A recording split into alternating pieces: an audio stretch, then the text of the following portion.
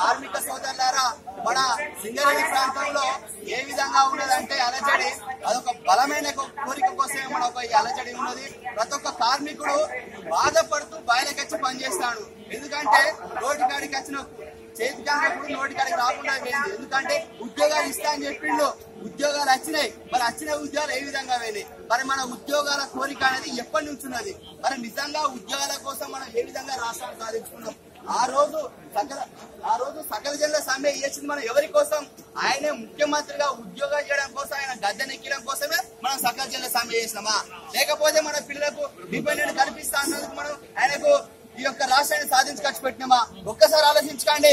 నిజంగా మనం అందరం తలెత్తుకొని తిరగాలి, గర్వంగా తిరగాలి. ఎందుకంటే రాష్ట్రాన్ని సాధించుకోవడంలో మన యొక్క సింగరేణి కార్మికులే ముందుండి మార్గదర్శకంగా ఉండి రాష్ట్రాన్ని సాధించిండ్రు. మరి అలాంటి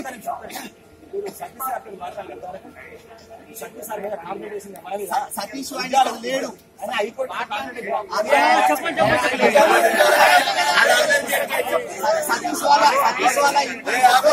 సతీష్ వాళ్ళ ఇంటికి పోతే దొరుకుతలేడు. ఇప్పుడు ఒక్కరిని చెప్పండి, ప్రభుత్వం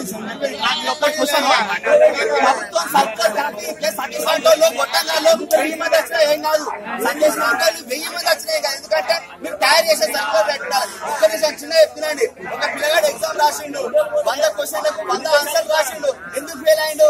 రాసిన ఆన్సర్ తప్పు అంటే ఫెయిల్ అయిండు. మీరు తయారు చేసిన సర్క్యులర్ తప్పు ఉంది.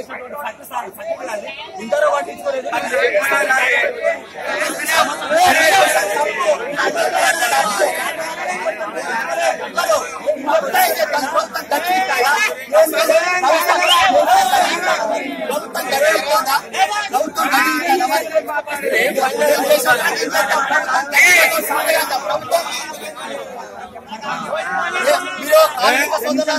ఏ పార్టీ అయినా అవసరం లేదు, మనకు కావాల్సింది మన కార్మికులు ఒక్క తాటిపైకి ఉంటే ఇలాంటి ముఖ్యమంత్రులు 5 సంవత్సరాలకు ఒకసారి అందరూ గద్దె దిగుతారు. కానీ మన సింగరేణి కార్మికులు ఒక 5 సంవత్సరాలు కాదు ఉండేటోళ్ళు, 50 సంవత్సరాల నుంచి గీనే ఉంటాం, ఇదే విన్నాం, ఇదే బొగ్గుల బతుకుతాం.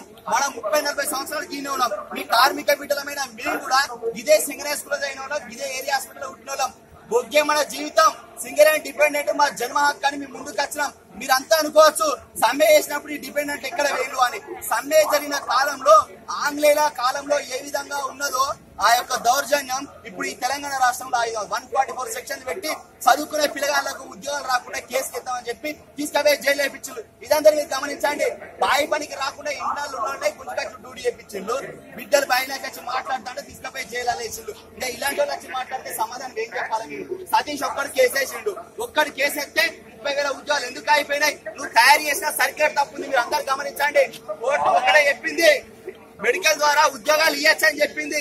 ఏ విధంగా చెప్పిందంటే మెడికల్ ఇన్వాలిడేషన్ ప్రకారం ఇవ్వండి, ఆర్టికల్ 14 ప్రకారం అందరికి సమాన అవకాశాలు ఇవ్వండి, ఆర్టికల్ 16 ప్రకారం ఉద్యోగ నియామకాలు రెగ్యులరైజ్ ఏ విధంగా ఇవ్వాలనే విషయాలు చెప్పింది.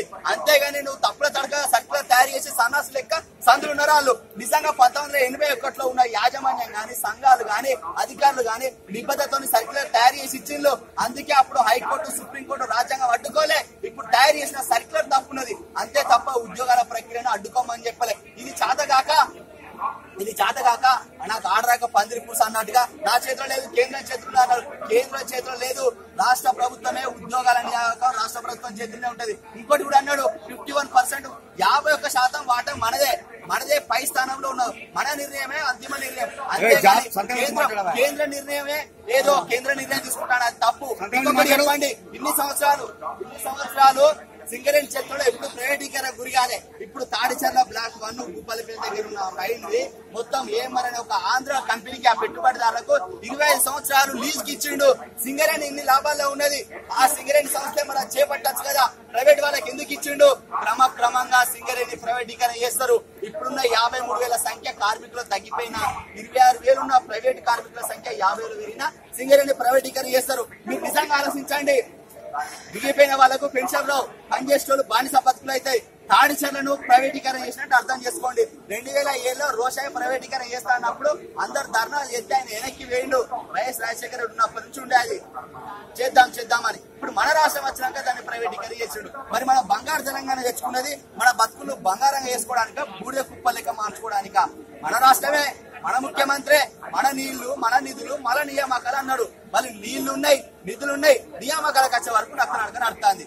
ఇది కాక ఇంకా సీఎం డిస్కర్ ఏమంటారు, మీరు సమ్మె చేసిన టైంలో సమ్మె చేయకండి, ఉత్పత్తి లాస్ అవుతుంది. బాబు నువ్వు దేనికి వచ్చిన సంతకాల గురించి మాట్లాడు, సంతకాలు మరి ఎక్కువ మేము మాట్లాడి సంతకాలు అభ్యర్థి బస్తీలకి ఏం గురించి వచ్చాము, సంతకాలు దేని గురించి పెట్టాము అని చెప్పాలి. అది చెప్పడానికి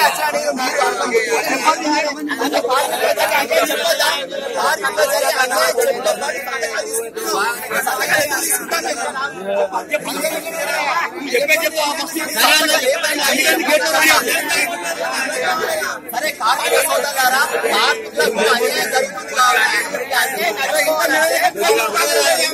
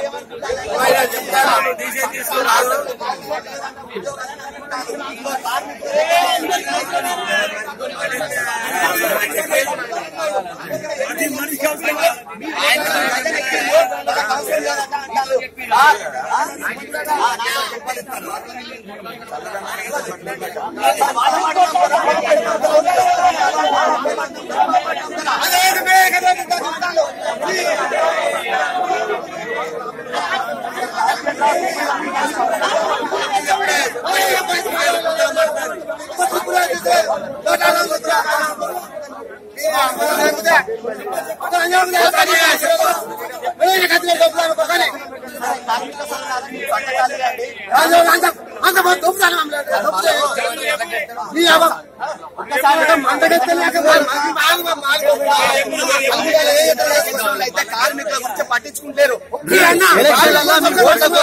తప్ప మీ కష్టాలు ఆలోచించండి. నోట్లతోటి ఎవరైతే అన్యాయం మీరు ఇదే యూనిటీ ఉండాలని చెప్పేది. కార్మికులంతా ఒక్క దాటిపైకి వస్తే ఎలాంటి నాయకులైనా మీకు భయపడతారు.